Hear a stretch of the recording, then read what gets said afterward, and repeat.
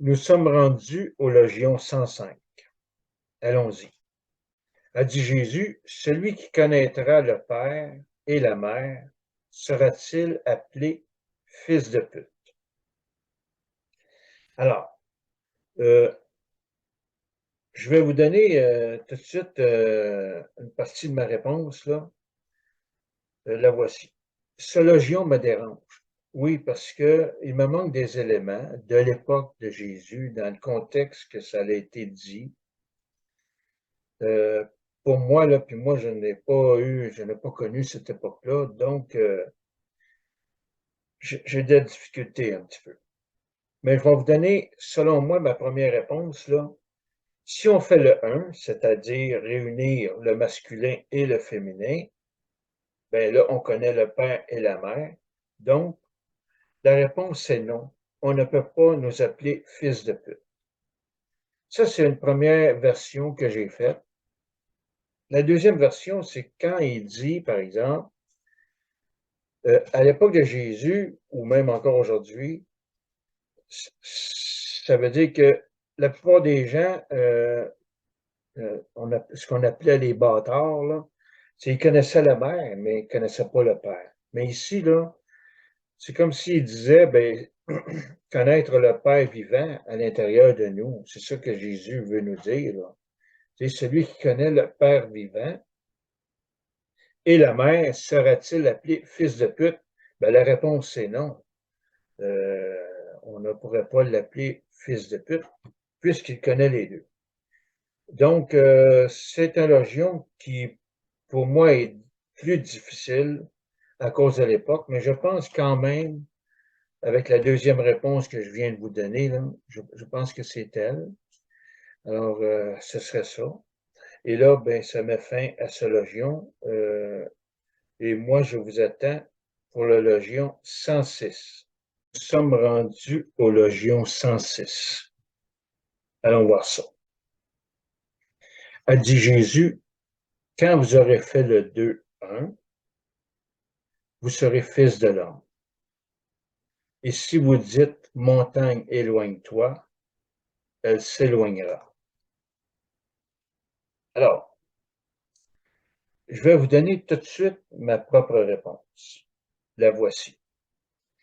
Il y a longtemps déjà que j'ai fait le 1.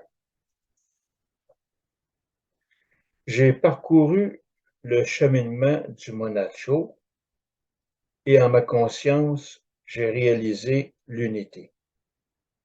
Cette démarche religieuse est le défi du nouveau que personnifie Jésus. À son invitation, il joint en plus la promesse de possibilités insoupçonnées. Aucun obstacle ne vous gênera plus. C'est vrai. Et aussi, je connais quelques possibilités insoupçonnées. J'adore ce logion, je l'aime beaucoup, beaucoup, beaucoup, beaucoup. Alors, pour ce qui est de la raison pour laquelle je l'aime beaucoup, c'est les possibilités insoupçonnées que l'on peut avoir. Et il y a des possibilités insoupçonnées que je soupçonne même pas. Donc, au cours de la vie, d'une vie, peut-être vais-je rencontrer d'autres possibilités que j'ignorais. Donc, ce serait à venir, ces possibilités-là, et ça fait que c'est très intéressant. C'est un logion très intéressant et je l'adore. Donc, ceci met fin au logion 106 et je vous attends pour le logion 107. Nous sommes rendus au logion 107. Allons voir ça. A dit Jésus, le royaume est comparable à un berger qui possédait 100 moutons. L'un d'entre eux, le plus grand, s'égara. Il laissa les 99 et chercha après lui seul jusqu'à ce qu'il l'eût retrouvé. Comme il s'était donné de la peine, il dit au mouton, je te veux plus que les 99. Je vais tout de suite vous donner ma réponse. La voici. Le mouton le plus grand, c'est celui qui a reconnu la puissance intérieure. Pardon, le Père.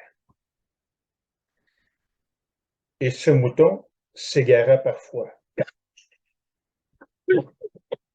Pardon. Le berger, c'est la puissance intérieure, le Père, c'est-à-dire nous-mêmes. En cherchant dans notre conscience seule, jusqu'à ce qu'on trouve ce que l'on cherchait, on ouvre notre conscience et comme on s'est forcé, on s'est donné de la misère, on tient à ce que l'on a trouvé, plus que n'importe quoi. Comme le berger qui a laissé ses 99 moutons pour un seul. Ainsi, nous sommes comparables au royaume. Voilà pour le Logion 107.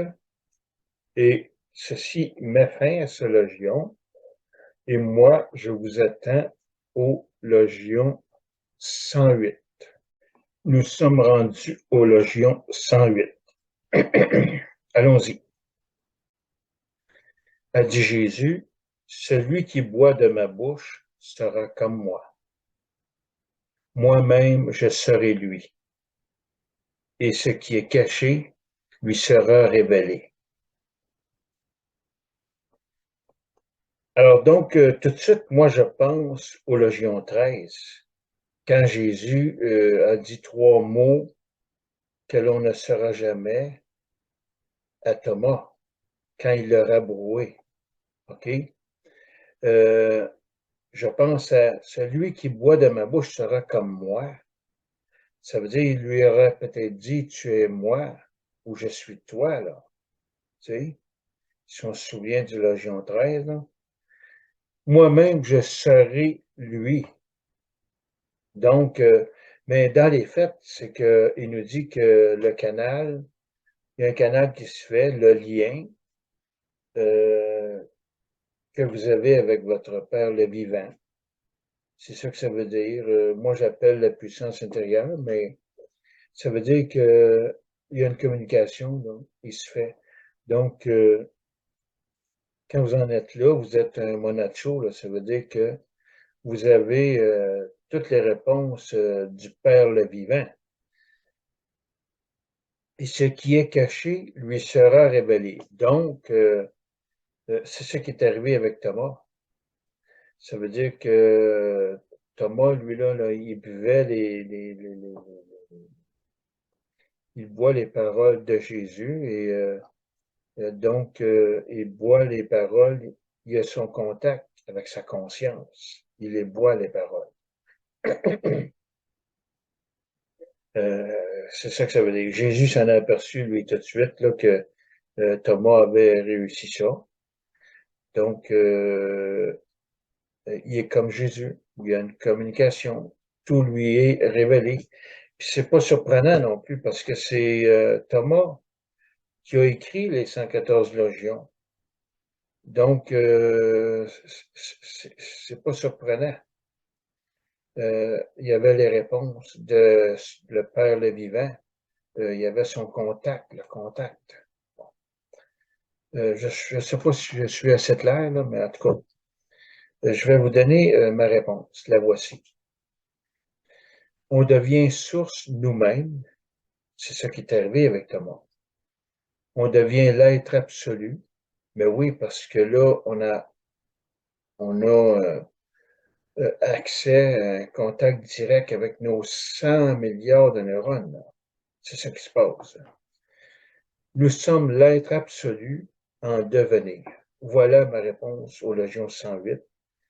Ce qui fait encore un Logion non seulement très intéressant, mais comme au Logion 2, on disait être à la fois émerveillé et, je me souviens plus l'autre, là, mais c'est même renversant, même bouleversant là, de savoir ça, de se rendre compte de ça, de ce légion-là, le 108. Alors voici, cela met fin aux légions 108 et je vous attends pour le légion 109. Nous sommes rendus aux légions 109. Allons voir ça. A dit Jésus, le royaume est comparable à un homme qui avait dans son champ un trésor caché, dont il ignorait la présence. À sa mort, il le laissa à son fils. Le fils ignorant vendit le champ, et celui qui l'avait acheté vint et en le labourant, découvrit le trésor. Et il prêta de l'argent à ceux qu'il voulut. Donc, moi, je vais tout de suite vous donner ma réponse. Ça dit tout en partant, là, ça dit tout. Et aussi, on l'a déjà vu il n'y a pas longtemps là, dans le Légion 94. Ce Légion-là, on en a parlé. Alors, voici ma réponse. Tous les hommes ou les femmes possèdent un trésor caché, mais seul celui qui laboure son champ, c'est-à-dire chercher dans sa conscience, peut découvrir le trésor. Et du coup, il peut donner à ceux qu'il sent réceptifs. Donc, c'est un légion qui est égal pour tout le monde, les hommes ou les femmes. Notre trésor est dans notre conscience. Il s'agit de chercher, de là le mot labourer, pour le trouver. Donc, c'est là, tout est là. Alors, ceci met fin au Légion 109 et je vous attends aussi pour le Légion 110.